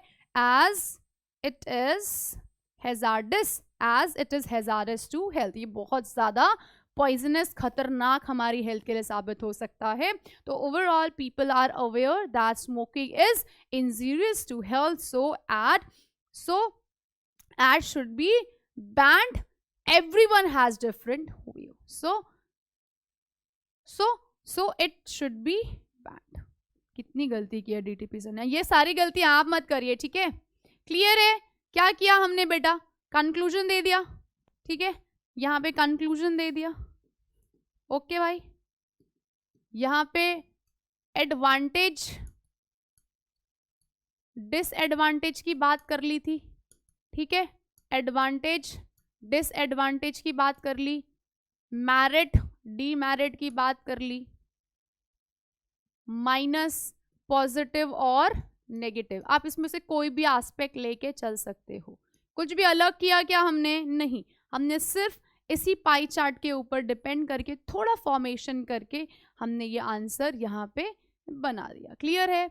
समझ में आ गया? सबसे पहला पॉइंट था हमारा 5% वाला, फिर हमारा पॉइंट था 20% वाला, फिर हमारा पॉइंट था 30% वाला, फिर हमारा पॉइंट था 45% वाला, और फिर हो गया बस। तो इसका मतलब कुछ भी अलग यूज किया क्या इसमें? सिर्फ जो क्वेश्चन में पूछा था वही किया। और ये 4 पैरामीटर्स आ गए। सबसे पहले हेडिंग आ गई, इंट्रोडक्शन आ गया, उसके बाद advantage disadvantage, merit demerit, positive negative, आप इसको कुछ भी मान लीजिए, और लास्ट में हमने it is hazardous to health लिख दिया, imposing blanket ban on cigarette, it is hazardous to health. Overall ये हमने कंक्लूजन की बात कर दी। ओवरऑल हमने यहाँ पे ये कंक्लूजन की बात कर दी according to pie chart, according to जो भी हमारा इंस्ट्रक्शन गिवन था उसके हिसाब से। क्लियर है? कुछ भी अलग लगा क्या आप लोगों को? अच्छा, आई क्या है? आई है बेटा इंट्रोडक्शन, ठीक है। चल आगे देखिएगा, study the following bar graph. अब ये बार ग्राफ में दिया हुआ है, एक पॉजिटिव है, एक नेगेटिव है, एक नेगेटिव है, एक पॉजिटिव है, एक है लास्ट ईयर का, एक है दिस ईयर का, तो दोनों में आपको आइडेंटिफिकेशन करनी है। Study the following bar graph depicting major exports from Medlen in the current year. Export की बात की गई है, किसी जगह का नाम है मेडलेन, ठीक है। इन the current year right a paragraph interpreting the data in 100 to 120 words. ये आपका मेन मुद्दा है, सारी जानकारी इसमें मिलेगी। Palm oil, guns, cotton goods, iron one, bananas, peanuts, rice and Cocos.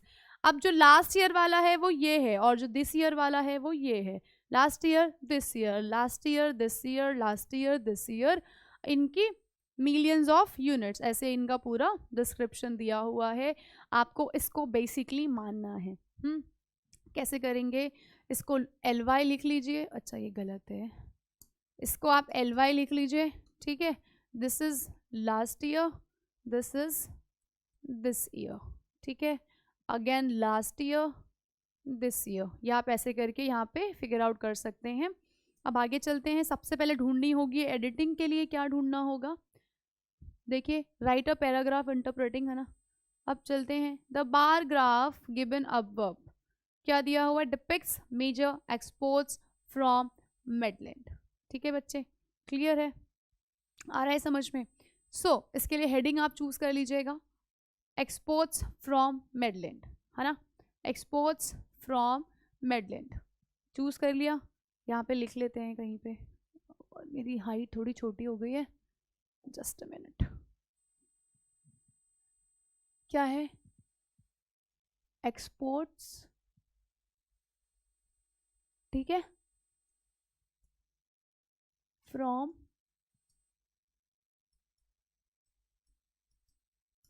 Medland. The bar graph, दिया हुआ जो बार ग्राफ है, given above depicts major exports from Medland. The export trends convey the Medland exported slightly less this year as compared to last year.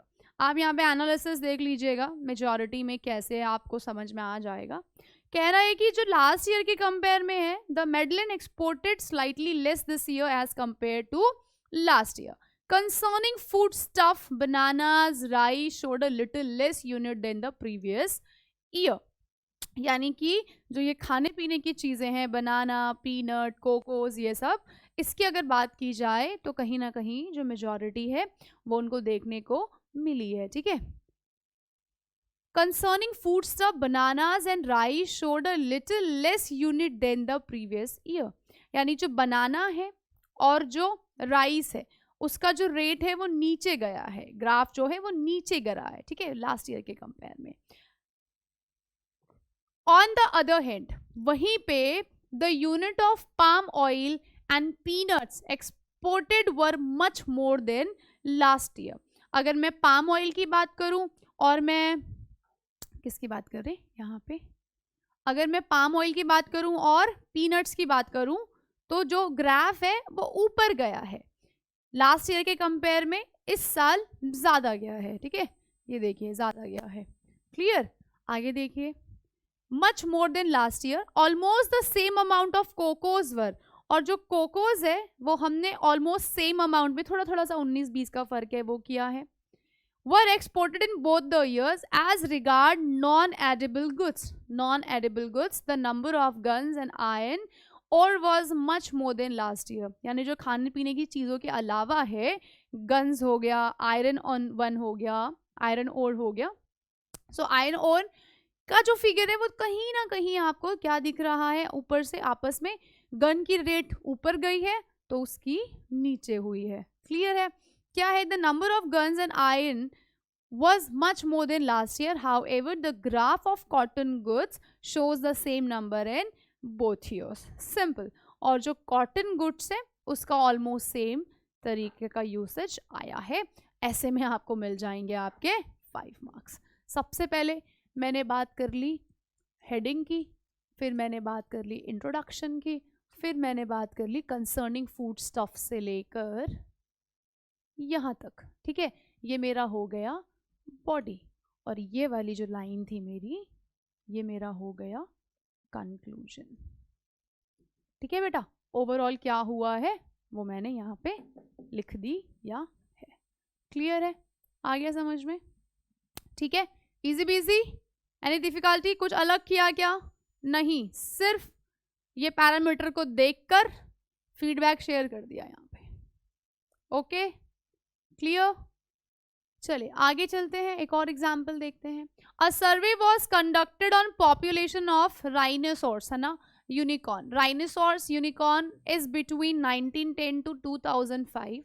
Interpret the line graph, अब ये graph form पे है, below in about 100 to 120 words. तो ये भी 5 marks अगर पूछा जाता है। पॉपुलेशन की बात की गई है राइनोसॉर्स की, 1910, 52, 59, 63, 64, 66, ये ईयर्स हैं और ये उनके नंबर है। इस ग्राफ पे आप एकदम देख रहे हो बढ़ रहा है, बढ़ रहा है, बढ़ रहा है, बढ़ रहा है, बढ़ रहा है। अब आपके पास बहुत सारा डेटा है यहाँ पर, अब आपको इसको कैसे करना है वो देख लीजिएगा। ठीक है, ये रेपिटेशन हुआ क्या क्वेश्चन का? ओके, 1 मिनट दीजिए बेटा, ये डीटीपी सर ज़्यादा ही सीरियस हो गए हैं आज, कुछ भी कर रहे हैं। ठीक है, चलिए देखिए, a survey was conducted to find out the population of rhinoceros. क्या कह सकते हैं आप लोग? पॉपुलेशन ऑफ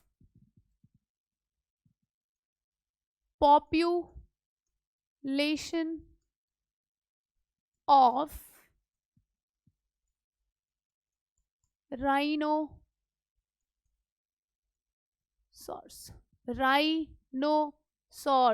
ठीक है, इंट्रोडक्शन ये वाली लाइन है।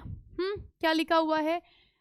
A survey was conducted to find the population of rhinoceros unicorn is between 100 यानी 1900 to 2005। क्लियर है? ये हो गया आपका इंट्रोडक्शन। उसके बाद बोला है the result showed only 175 rhinoceros in early 1900s, that is 1910, which reached almost 740 in 1959. So पहला फिगर क्या आया आपके पास, ये आप यहाँ पे देख लीजिएगा पिक्चर में, 1910 यहाँ पे ये रहा 63। ठीक है, समझ में आ रहा है? चलिए आगे देखिए। देन द नंबर प्लम्प्टेड डाउन, उसके बाद नंबर में थोड़ी चेंजेस आई, डाउन हुई और वो 600 तक पहुंची। 740 से 600 तक आई, 64 तक नीचे गिरी। ठीक है, आगे देखिए, इट कैप्ट फ्लैक्चुएशन, यानी कि बढ़ता घटता रहा, घटता बढ़ता रहा, फ्लैक्चुएट करता रहा ऊपर नीचे। रेंज बिटवीन 600 टू 750, ऐसे ही 650 से 750 के बीच में फ्लैक्चुएट करता रहा है। ये देखिए यहां तक, ठीक है, 18 तक, 83, 1983 तक ये मतलब 750 के बीच से लेकर 600 के बीच तक ये फ्लैक्चुएट करता रहा। द नंबर अगेन रोज, फिर बढ़ा, राइज रोज रिजन इन 1966, यानी कि 1966 में जाकर फिर ये थोड़ा सा बढ़ा, क्लियर है, थोड़ा सा बढ़ा, बट डिड नॉट क्रॉस 750, पर 750 से ऊपर नहीं जा पाया। By 1983 it has again reach 750, फिर जब बात की गई 19 किसकी, क्या लिखा है, 1983 की, 1983 में फिर से ये 750 तक पहुंचा, क्लियर है।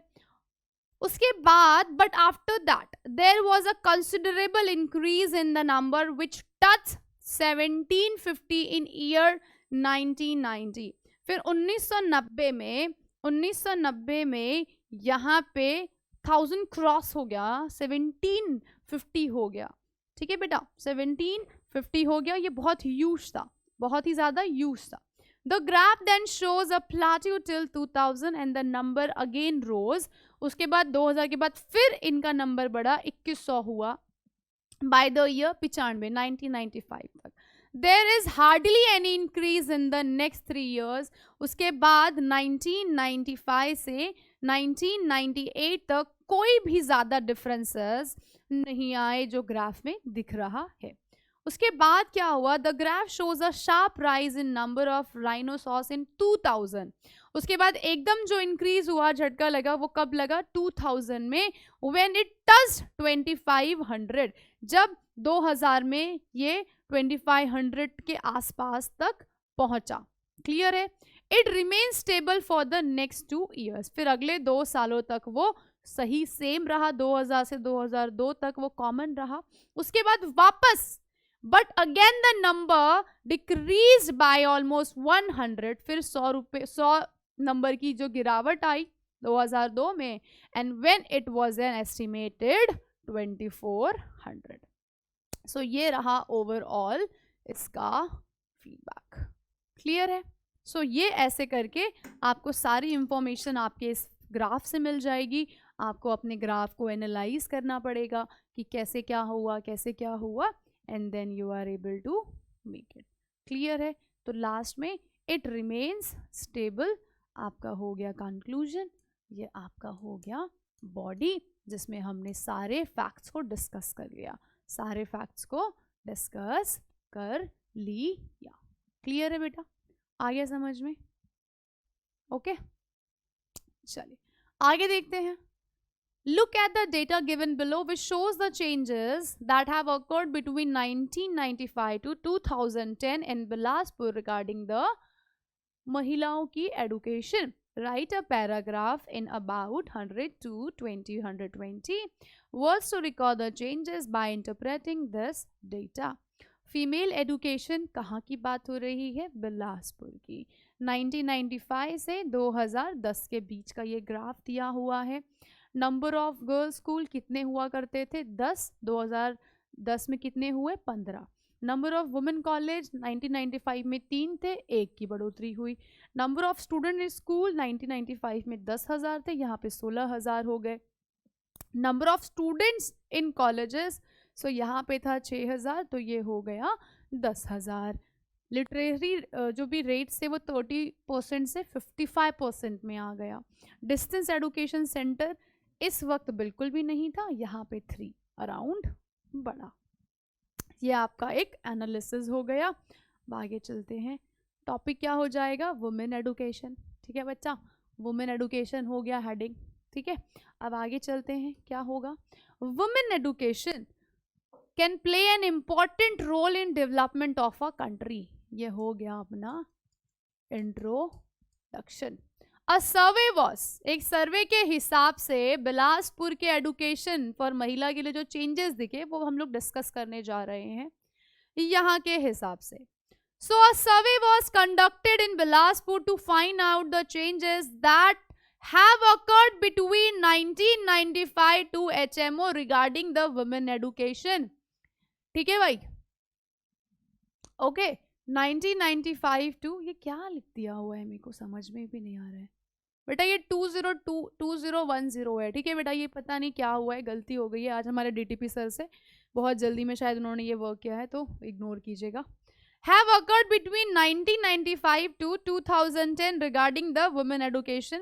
इस सर्वे के हिसाब से 1995 से 2010 के बीच में किया गया सर्वे जो महिलाओं के एडुकेशन के चेंजेस को बता रहा है कि वो इंक्रीज हुई या डिक्रीज हुई, तो उसके ऊपर सर्वे है.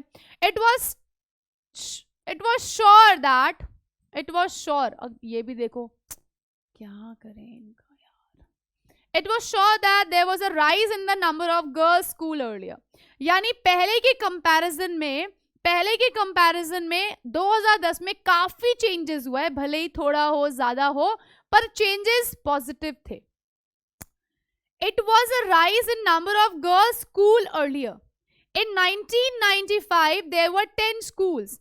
1995 में 10 स्कूल थे और 2010 तक पहुंचते पहुंचते हमारे पास 15 हो गए.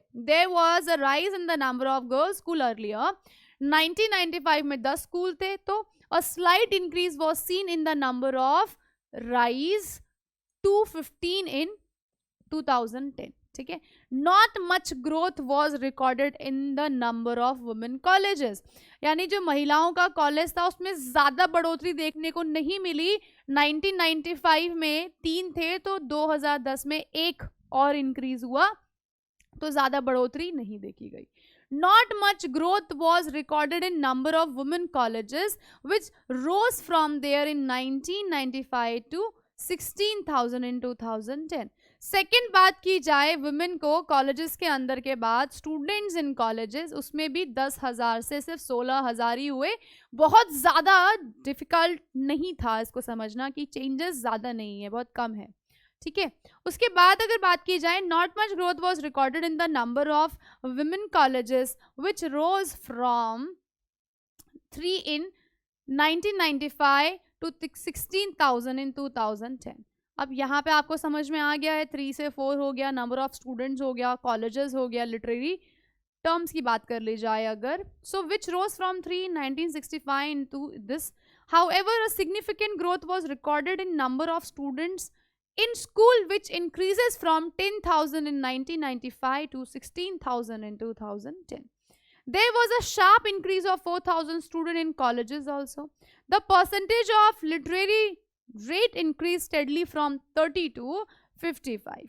तो ये चीज़ें बता रहा है. स्टूडेंट पॉइंट ऑफ व्यू से देखा जाए तो 10,000 से 16,000 पे हो गया, यहाँ पे 10,000 से 16,000, वहाँ पे 6 से 10,000, ऐसे चेंजेस हुए, ज़्यादा मेजॉरिटी में चेंजेस नहीं आए हैं. There were no distance education. जब 1995 में कोई भी एडुकेशन सिस्टम नहीं था, पर अब 2010 में हमको कुछ ऐसे कितने 3 स्टडी सेंटर्स मिले. कहाँ पे? 2010 के एंड तक. So we can conclude by saying that an over increasing trend was seen in, ये हो गया आपका कंक्लूजन. तो इस पैराग्राफ के इंफॉर्मेशन के हिसाब से वी कैन से दैट कि हमारा जो वुमेन का जो साइकिल है उसमें एडुकेशन में काफ़ी बदलाव देखने को मिले हैं. A slight increases was seen in number of which rise to 15 in 2010. Not much growth was recorded in number of women colleges. ठीक है. वुमेन कॉलेज में ज़्यादा चेंजेस नहीं आए, सिर्फ 1 से 2 बढ़ोतरी हुआ था. तो ऐसे करके आप ये सारा अपना जो कॉन्सेप्ट है वो लिख सकते हो. ठीक है, इजी बिजी लैंग्वेज में, एंड आपको नंबर मिल जाएगा. चलिए लास्ट क्वेश्चन देख लेते हैं. ये हमको दिया हुआ है ऐसे सही फॉर्म पे. Every 4 seconds a new baby is born in India. Her second एक बेबी जन्म लेता है. While the death ratio is very low, if the present trend continues, serious consequences will be seen. Pressure is growing on the civic amenities. Overpopulation has become a menace. Being an alert citizen, you feel strong about it and intend to spread awareness. In this regard, you decide to write a paragraph on overpopulation, a hazard, in about 150 to 200, क्योंकि ये 10 marks का है. Words taking help from the verbal input, visual stimulus given below. ये यहाँ पे आपको दिया हुआ है, आप इसकी हेल्प ले सकते हैं। सबसे पहले आपके पास टॉपिक का नाम आ चुका है, ओवर पॉपुलेशन हैजार्डस, ठीक है, ओवर पॉपुलेशन हैजार्डस। आगे चलिए, ओवर पॉपुलेशन हैजार्डस 1 नंबर मिल गया है हमको। सबसे पहले बात कर ली जाएगी इंट्रोडक्शन की। इंट्रोडक्शन में क्या बोला गया है, over population has become a menace, यानी कि बहुत बड़ी गंभीर समस्या बनती जा रही है। अगर हमने इसके ऊपर ध्यान नहीं दिया तो बहुत ही जल्दी हमको तकलीफ हो सकती है। मीनेस क्या होता है, खतरा, danger in present times. Every 4 seconds a new baby is born in India while the death ratio is very low. जितना जन्म लेने की रफ्तार है उससे कम जो है वो डेथ रेशियो है। The rise in population is taking its toll on the normal life. और अगर ऐसा होता रहा तो हमें प्रॉब्लम हो सकती है, पॉपुलेशन बढ़ती रहेगी, रिसोर्सेस कम, लोगों के रहने की जगह कम, जॉब कम, ऐसे तो तकलीफ बढ़ेगी। So pressure is growing on the basic amenities, घर, रोटी, कपड़ा, मकान। अब इतनी कम जगह रहेगी, अब सपोज करिए एक रूम है उसमें 15 लोग रहेंगे तो कैसे चलेगा। So the public transport services fly overcrowded with no space to breathe air wherever you go। मतलब इतनी भीड़ हो चुकी है, इतनी भीड़ हो चुकी है कि हम खुले में सांस भी, ऐसे पैर रखने की जगह भी नहीं होती है, ड्यू टू ओवर पॉपुलेशन, ठीक है। देयर आर लॉन्ग क्यूज, बहुत लंबी लंबी लाइनें लगी रहती है, री can be seen waiting, whether it's a, you can say that for example, आप चाहे कहीं का भी एग्जाम्पल ले लीजिए, hospital, railway station, shops, gas agencies, घर, स्कूल, कहीं पे भी, हर जगह जो भी हमारा ये वेटिंग टाइम है वो बढ़ रहा है ओवर पॉपुलेशन की वजह से। रिसोर्सेस कम है, पीपल ज़्यादा है, तो ये प्रॉब्लम तो फेस करनी ही पड़ेगी। इवन हर जगह ये सारी चीज़ें हो रही है, overcrowded. Overpopulation has led to unemployment, और बहुत ज़्यादा पॉपुलेशन होने की वजह से वो बेरोजगार को भी बुलावा दे रही है। Also which further leads to social unrest among the youth, जब उनके पास जॉब नहीं रहेगा तो उनको सर्वाइविंग तो करनी है, उस केस में वो लोग चोरी चकारी, हिंसा, लड़ाई झगड़ा, मार धाड़, ये सारी चीज़ों को इन्वाइट करेंगे और ये सारे केसेस बढ़ जाएंगे। The only solution to this problem is family planning, यानी कि हमको एक ऐसा प्लानिंग लेके आना चाहिए कि हर फैमिली में 1 बेबी हो, 2 बेबी हो, उससे ज़्यादा नहीं हो, सो दैट हम लोग पॉपुलेशन को कंट्रोल कर पाए। People must be made aware of the dire consequences of over population, यानी उसके परिणाम हमको पता हो कि अगर हम ज़्यादा पॉपुलेशन करेंगे, ज़्यादा बेबी बॉर्न करेंगे तो हमारी जो पॉपुलेशन है वो बढ़ जाएगी, और पॉपुलेशन बढ़ने के साथ ये सारी समस्या साथ में इंक्रीज होते चली जाएगी। Awareness should be spread among the masses through campaigning or street plays so that people understand that overpopulation must be checked। यानी कि हम लोगों को क्या कंक्लूजन निकल कर आया है, कंक्लूजन ये निकल कर आया है कि हम लोग ज़्यादा से ज़्यादा बच्चों को इस बारे में अवेयर करें, उनकी फैमिली को अवेयर करें, उनको हर चीज़ के बारे में बताएं कि आपकी फैमिली की प्लानिंग, एडुकेशन, ओवर पॉपुलेशन को आप प्लीज़ एक्सीड ना कीजिए, हर चीज़ एक कंट्रोल वे में यूज़ कीजिए, हर चीज़ को एक प्लानिंग वे पे कीजिए, और हमें कोई बहुत अट्रैक्टिव इंसेंटिव रखना चाहिए ताकि जो लोग हैं वो लालच में उस प्लानिंग को फॉलो करें। सो अवेयरनेस शुड बी, ये हमारा एक कंक्लूजन निकल कर आ रहा है कि हमें अवेयरनेस बढ़ानी पड़ेगी, ज़्यादा से ज़्यादा कैंपेनिंग करनी पड़ेगी, स्ट्रीट प्ले के थ्रू बताना पड़ेगा ओवर पॉपुलेशन के क्या क्या डिसएडवांटेजेस होते हैं, ठीक है। इम्पार्ट फैमिली प्लानिंग, हम लोग उनको बताएं। एम्पावरिंग वुमेन, हम लोग अपनी महिलाओं को बिल्कुल शिक्षित बनाएं, एकदम एडुकेशन प्रोवाइड करें। Making education entertaining and attractive, government incentives, some of suggestion that control over population. हमें कुछ ऐसी, जैसे कि चाइना में ऐसी है ना, ये बिल्कुल चाइना का नाम क्यों ले लिया मैम, खैर कोई बात नहीं बेटा, वापस से है ना, आई पार्डन माई वर्ड्स, है ना, I take my words back. कुछ ऐसा जगह है जहाँ पे बहुत ज़्यादा ओवर पॉपुलेशन होने की वजह से वहाँ पे लोग मतलब बिल्कुल रहना मुश्किल हो जाता है। तो इंडिया में भी काफ़ी पॉपुलेशन है, according to services, sources, resources, amenities बहुत कम हो जाती है, जिसकी वजह से चोरी चकारी मार धाड़ मर्डर ये सब लीड होता है।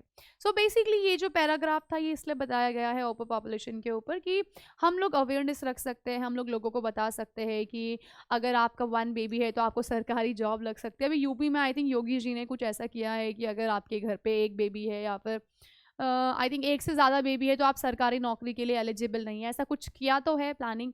तो ऐसे ही करके आपको आपका ये जो पैराग्राफ है वो लिख देना है। और इसी के साथ आपका जो हमारा आज का चैप्टर था राइटिंग पार्ट वाला MIQ वो होता है ओवर। सो आई होप अब आपको ये पूरा क्लियर है। एक बार वापस से मैं रिवाइज करवा के जाऊंगी भाई, ऐसे नहीं जाएंगे हम, ठीक है। लेटर राइटिंग और एनालिटिकल राइटिंग। एनालिटिकल राइटिंग क्या है फॉर्मेट? सबसे पहले आ जाएगा हेडिंग, ठीक है बच्चा, हेडिंग आ जाएगा। फिर क्या आ जाएगा मैम? इंट्रोडक्शन आ जाएगा, ठीक है भाई, इंट्रोडक्शन हो जाएगा। फिर क्या आ जाएगा बेटा जी? फिर आ जाएगा बॉडी, चाहे तो इसको आप 2 पार्ट्स में डिवाइड कर लीजिए या तो एक ही पार्ट में रहने दीजिए। और लास्ट में आ जाएगा आपका कंक्लूजन। तो ये फॉर्मेट हो गया आपका एनालिटिकल का।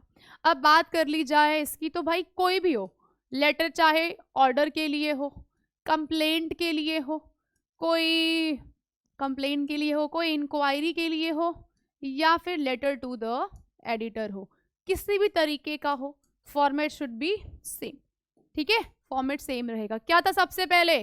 Sender's address. क्या था? तीसरी बार बता रहे हैं हम आपको ये, सेंडर्स एड्रेस स्पेस। दूसरा क्या है? दिनांक यानी कि डेट स्पेस। तीसरा क्या है? रिसीवर्स एड्रेस, क्लियर है, स्पेस। चौथा क्या था? सब्जेक्ट, ठीक है, स्पेस। पांचवा क्या था? सैल्यूटेशन। क्या था? Salutation, respected sir madam. अगला क्या होगा? स्पेस के बाद बॉडी। बॉडी में क्या कवर करेंगे? इंट्रोडक्शन, उसके बाद कॉन्सिक्वेंसेस प्लस माइनस जो भी है, या फिर कंक्लूजन, स्टेप्स भी तो देंगे, ठीक है, प्रॉब्लम का। उसके बाद 7वें पे आएगा सब्सक्रिप्शन। क्लियर है? ओके है। अगर आप 4 को 5 कर देंगे, 5 को 4 कर देंगे तो भी आपका काम हो जाएगा। क्लियर है? समझ में आ रहा है? इसमें मैं बता देती हूँ, आप इसमें नेगेटिव और पॉजिटिव एस्पेक्ट डिस्कस कर सकते हैं, जो भी दिया हुआ है ग्राफ में, पाई चार्ट में, इंफॉर्मेशन में, हिंट में, क्यूज में, बार ग्राफ में, जिसमें भी।